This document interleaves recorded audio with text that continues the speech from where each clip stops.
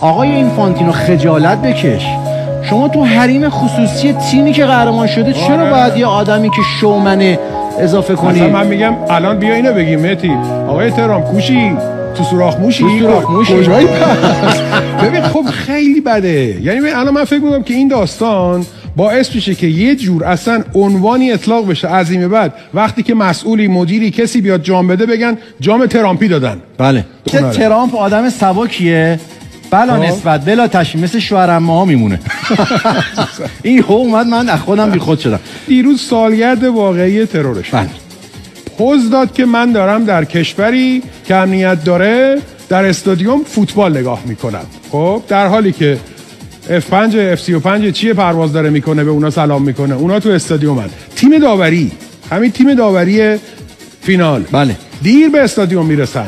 چرا؟ چون درها رو بسته بودن به خاطر مسائل امنیتی که وجود داشته. یعنی کل ورزشگاه قرق شده که آقا تشریف بیارن فوتبال رو ببینن.